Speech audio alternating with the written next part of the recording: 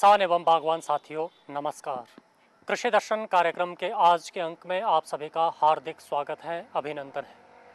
कृषक मित्रों, हम आपको अपने कार्यक्रमों के माध्यम से भिन्न भिन्न विषय पर समय समय पर महत्वपूर्ण जानकारी उपलब्ध करवाते हैं,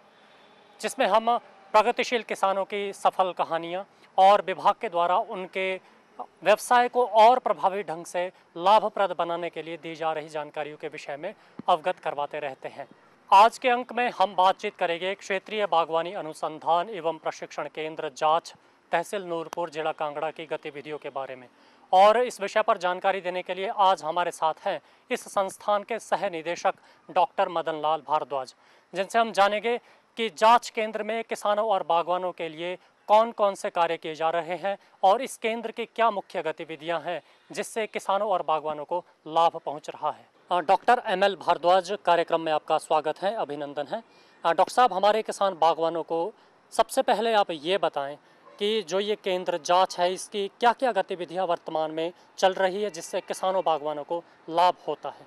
जो निचले पर्वतीय क्षेत्र हैं, जिनकी समुद्र तल से ऊंचाई 600 मीटर से कम है, वहाँ के सभी जो पौधे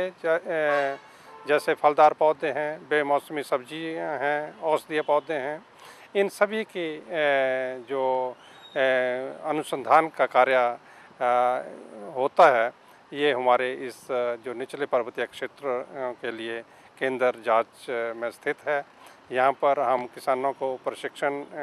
शिविर भी लगाते हैं और जो यहाँ पर अनुसंधान के द्वारा जो विकसित की गई तकनीकें हैं, उनका भी हम किसानों को बताते हैं। तो मुख्यतः हमारी गतिविधियाँ रहती हैं विभिन्न प्रकार के पौधों, जैसे फलदार पौधों में यहाँ निचले पर्वतीय क्षेत्रों में आम प्रमुख है, आम है, लीची है, संतरा है, आंवला है और दूसरे जो अन्य अमरूद है, केला है, ये सारे पौधे जो हैं, इनकी अच्छी अच्छी जो किस्में हैं, इनको विकसित करना है। और इसके साथ साथ सब्जी उत्पादन में जो नई नई पद्धतियां हैं, जैसे आजकल जैविक खेती की बात करते हैं और जो दूसरे जो इंटीग्रेटेड फार्मिंग की, इंटीग्रेटेड न्यूट्रिएंट मैनेजमेंट की हम बात करते हैं, तो सब्जियों में एक तो अच्छी किस्म की इस क्षेत्र के लिए कौन कौन सी किस्में जो अच्छी ज़्यादा गुणवत्ता वाली अच्छी पैदावार देती हैं, जिसमें कम बीमारियां लगती हैं, इनको हम लोग आइडेंटिफाई करते हैं और उसके बाद ये इन किस्मों को टेस्ट करने के बाद किसानों को हम इनको रिकमेंडेशन अनुमोदित करते हैं कि ये इन क्षेत्रों के लिए अच्छी हैं। इसके साथ साथ जो हमारे औषधीय पौधे हैं, जिसमें मुख्यतः हरड़ है, बेड़ा है, आंवला है और बिल है, इसके साथ साथ लसूड़ा है और अन्य जो जितने भी औषधीय पौधे हैं, इन पर भी हम यहाँ अनुसंधान का कार्य करते हैं। तो बीमारियों की या कीड़ों की जहाँ तक बात करते हैं, इन फसलों में कौन कौन से कीड़े और बीमारियाँ आती हैं, उनका कैसे रोकथाम करना है ताकि किसानों की फसल को बचाया जा सके, इसके बारे में भी हमारे जो वैज्ञानिक हैं, हमारे पास यहाँ 7 वैज्ञानिक हैं इस केंद्र में, वो सारे अलग अलग विषयों पर हैं और ये सारे अनुसंधान और प्रशिक्षण का कार्य यहाँ पर हो रहा है। बागवानी एवं प्रशिक्षण संस्थान जांच में भिन्न भिन्न फसलों पर शोध किया जाता है, तो इससे हमारे किसानों के लिए और बागवानों के लिए क्या लाभ मिलता है और किस तरह के किसानों की इसमें गतिविधियां रहती है जिससे उनको लाभ मिल सके, और भविष्य में ऐसी कौन कौन सी फसलें और हैं जिन पर आप शोध करके किसानों को सीधे तौर पे फ़ायदा पहुंचाने वाले हैं। मुख्यतः हमारा केंद्र जो फल वाली जो फसलें हैं, उनमें आम है, आम में अलग अलग किस्में, जैसे अम्रपाली है, दशहरी है या दूसरी लंगड़ा है, किस तरह से अच्छे पौधे लोगों तक पहुंच सकें इन किस्मों के। और लीची एक महत्वपूर्ण फसल है इन क्षेत्रों के लिए। लीची में अलग अलग किस्में हैं, जैसे देहरादून है, कलकतिया है, इनके हम लार्ज स्केल पर काफ़ी ज़्यादा मात्रा में पौधे बनाते हैं, जिसकी अच्छी क्वालिटी रहती है, जिसमें कोई बीमारी या कीड़े का प्रकोप नहीं होता। और उनको भी हम जो हमारे किसान हैं उनको हम उपलब्ध कराते हैं। इसके साथ साथ सब्जियों में जो बेमौसमी सब्जी उत्पादन पर इस केंद्र में खासकर ध्यान दिया जा रहा है, क्योंकि हमारा जलवायु ऊपर के जो पहाड़ी क्षेत्र हैं जो जिनकी अधिक ऊंचाई है, जैसे सोलन शिमला के क्षेत्र, उनसे हमारा जो क्षेत्र है ये गर्म रहता है। परंतु जो प्लेन इलाके हैं, पंजाब का इलाका है, उससे कम तापमान यहाँ रहता है। तो वहाँ हम यहाँ पर बेमौसमी सब्जी उत्पादन कब करनी है, कौन कौन सी फसलों को किस समय पर लगाना है, और इसके साथ इन जो हमारी फसलें होती हैं जैसे आजकल खेतों में लगी है, खीरा है, टमाटर है, बैंगन है, भिंडी है, कद्दू हैं और दूसरी अन्य फसलें जो लगी हैं, और नर्सरी में जैसे गोभी वर्गीय फसलों के लिए अभी नर्सरी हम लोग लगा रहे हैं यहाँ पर, अगेती जो गोभी आएगी उसकी। तो किस तरह से लोगों को इसका बीज उपलब्ध हो, इसके लिए हम बीज उत्पादन भी यहाँ पर करते हैं। अच्छी किस्मों का बीज, सब्जियों में जो अधिक पैदावार देने वाली किस्में हैं जिसमें बीमारियाँ कम रहती हैं, इनका हम बीज बना रहे हैं। और औषधीय पौधों में भी जैसे हरड़ है या दूसरा बेहड़ा है, रीठा है, इनके कलमी पौधे जो ग्राफ्टेड पौधे हम तैयार करते हैं और किसानों को समय समय पर उपलब्ध कराते हैं। और इन पौधों की इस वर्ष भी काफ़ी ज़्यादा मांग रहती है हमारे यहाँ केंद्र में, और यहाँ तक कि लोग 5-5, 6-6 महीने पहले ही अपने पौधे बुक करा देते हैं हमारे पास। और उसके साथ हम बरसात में अभी जैसे किया तो सीज़न था, तो इसमें हम लोग इसकी जो है किसानों को जो भी दाम निश्चित होता है सस्ते दामों पर हम उपलब्ध करवा रहे हैं। अगर हम हिमाचल के परिप्रेक्ष्य में बात करते हैं तो हिमाचल की जो जलवायु है वो ऊपरी पर्वतीय क्षेत्र और निचले पर्वतीय क्षेत्र दो मुख्य हिस्सों में आती है। क्योंकि जाछ निचले पर्वतीय क्षेत्र में आता है,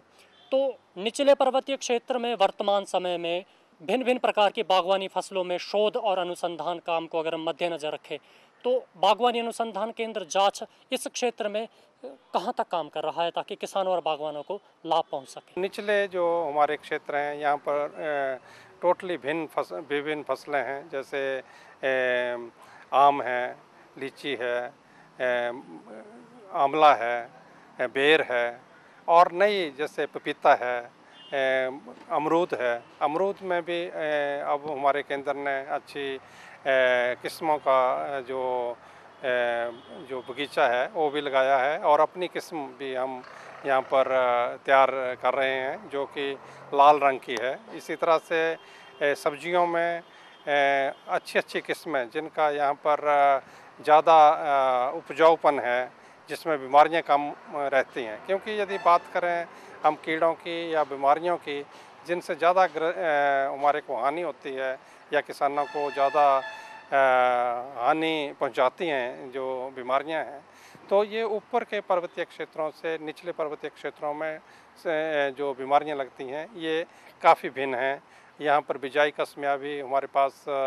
सब्जियों का भिन्न रहता है, जो कि मध्य पर्वतीय क्षेत्रों में, सोलन में या शिमला के या किन्नौर में लगाते हैं, उससे भिन्न रहता है। यहाँ पर ऐसा जलवायु है कि बरसात के बाद भी हम एक फसल और ले लेते हैं इनकी, जो कि नवंबर तक हमारे किसान उसको काट लेते हैं, नवंबर दिसंबर के पहले हफ्ते में। तो उसमें बेमौसमी होने के कारण लोग अच्छा पैसा उसमें भी कमाते हैं। और जो दूसरी फसल है वो गर्मियों में फरवरी मार्च में लगाते हैं, जबकि जो हमारे ऊपर के पहाड़ी क्षेत्र हैं वहाँ पर एक ही फसल इनकी रहती है। उसी तरह से औषधीय पौधों में भी नए नए जो औषधीय पौधे हैं, जैसे लसूड़ा है, उसमें भी ग्राफ्टिंग की तरीके से हम लोग पौधों को तैयार कर रहे हैं। हरड़ के काफ़ी अच्छा जो अच्छी स्टेन्स हैं उनको ग्राफ्ट करके हम पौधे लगा रहे हैं। लोग भी इसको लगा रहे हैं और काफ़ी ज़्यादा हरड़ को, आंवला को या रीठा को काफ़ी ज़्यादा लोगों ने इस क्षेत्र में अपनाया है, ताकि आने वाले समय में इन फसलों से उनको काफ़ी ज़्यादा पैसा मिल सके और जो उनका जो आर्थिक सुधार, जो सामाजिक सुधार के साथ साथ आर्थिकी में भी उनके बढ़ोतरी आएगी, जिससे आने वाले बच्चों का भविष्य भी उज्जवल होगा। और ऐसे जैसे बहुत सारे बच्चे जो गांव के रूरल यूथ है और लेडीज़ हैं, वो भी हमारे साथ इस अभियान में पौधे लगाने में, चाहे वो जंगली पौधे हैं या फलदार पौधे हैं, इनको लगाने में काफ़ी सहयोग दे रहे हैं। और इस क्षेत्र में काफ़ी ज़्यादा औषधीय पौधों पर भी लोगों ने अपनी रुचि बताई है। प्रशिक्षण के माध्यम से भी या अनुसंधान में जो लोग डेमोन्स्ट्रेशन, हमारा केंद्र अलग अलग क्षेत्रों में जाके अलग अलग गाँव में डेमोन्स्ट्रेशन भी लगाता है। जो तकनीक हम अनुसंधान द्वारा या विकसित करते हैं, उसको खेतों में कैसे लोगों के खेतों में भी उसका प्रदर्शन लगाया जाता है, ताकि लोग उस पद्धति को अपनाएं, उन किस्मों को अपनाएं और अपने जो फार्मिंग सिस्टम है उनका, उसमें कैसे चेंजेस आनी है, किस तरह से चेंज करना है और नई ये पद्धति को कैसे उसमें शामिल करना है, ये सारे विषय पर हम लोग किसानों से भी विचार करते हैं, विचार विमर्श करते हैं। और हमारे वैज्ञानिकों का भी यही कार्य रहता है। डॉक्टर भारद्वाज, अगर हम बात करें इस केंद्र की, तो वर्तमान समय में भारत सरकार और हिमाचल प्रदेश सरकार के द्वारा कौन कौन सी ऐसी योजनाएं चलाई जा रही है जिसके अधीन इस केंद्र में काम हो रहा है और जिससे वर्तमान में किसानों को लाभ पहुंच रहा है और भविष्य में भी वो उसका लाभ ले सकते हैं? जो परियोजनाएं हैं जिन पर हम लोग काम कर रहे हैं, उसमें मुख्य आत्मा प्रोजेक्ट है, जो कि हमारे केंद्र जांच में और नगरोटा में हम इसके अधीन काम करते हैं। और जिसमें जो भी अनुसंधान योग्य विषय रहते हैं किसानों के लिए, कि इन विषयों पर जैसे हम बात करते हैं कि जो पहले से लगे हुए पॉली हाउसेस हैं, उसमें किस तरह से बीमारियों से या कीड़ों से हमने फसलों को बचाना है या भूमि का सुधार कैसे करना है उन पॉली हाउस में। तो एक तो हम उस विषय में काम कर रहे हैं हमारे वैज्ञानिक, और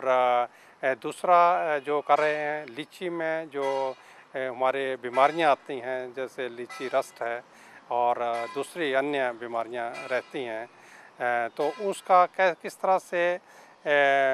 हम लोग कंट्रोल करें, ताकि लोगों को हम बता सकें कि ये